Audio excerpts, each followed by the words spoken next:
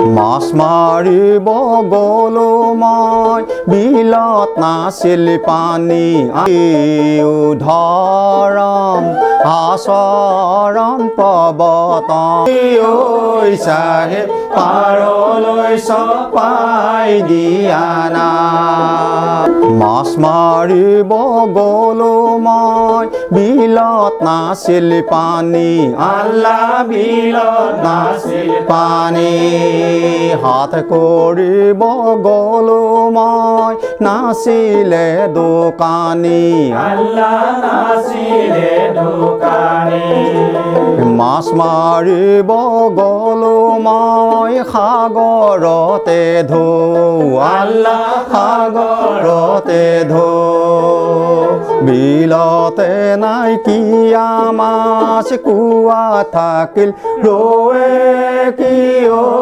চাহে পাৰলৈ চপাই দিয়া না থৌ দেখি কান্দে মোৰ প্ৰাণে কি চাহে পাৰলৈ চপাই দিয়া না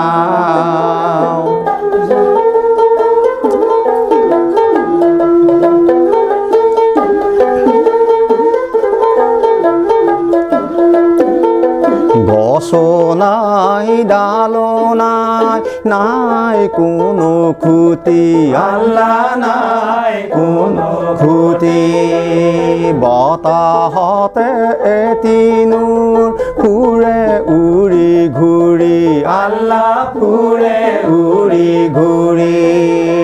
গছো নাই ডালো নাই নাই কোনো খুঁটি আল্লাহ নাই কোনো খুঁটি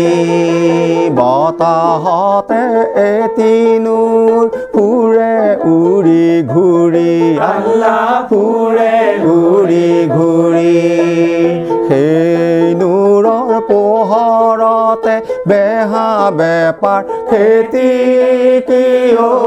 চাহে পাৰলৈ চপাই দিয়া না থৌ দেখি কান্দে মোৰ প্ৰাণে কি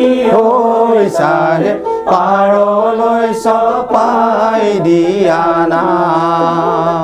পাৰলৈ চপাই দিয়া না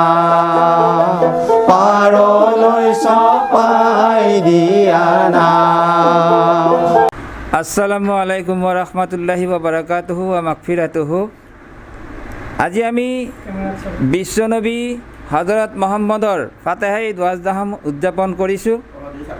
আৰু সমগ্ৰ বিশ্ববাসীৰ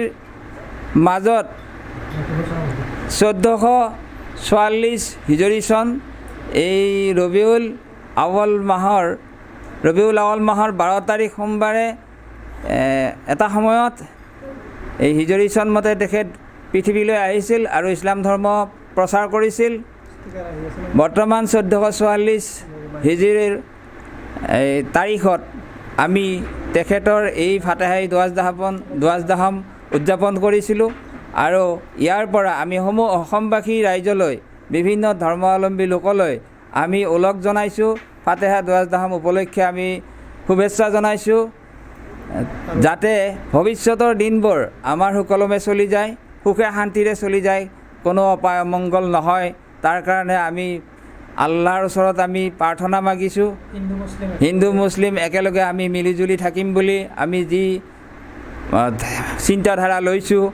ঠিক এনেধৰণে যাতে আমি ভৱিষ্যতৰ অনাগত দিনবোৰত আমি হিন্দু মুছলিম সকলো ধৰ্মাৱলম্বী লোকে মিলিজুলি সুখে শান্তিৰে আমি জীৱন যাপন কৰিব পাৰোঁ, কেতিয়াও কোনো অপায় অমংগল নঘটে। তাৰ কাৰণে আমি আল্লাহৰ ওচৰত আমি দোৱা মাগিছোঁ আৰু সকলো ৰাইজলৈ আমি শুভেচ্ছা জনাইছোঁ।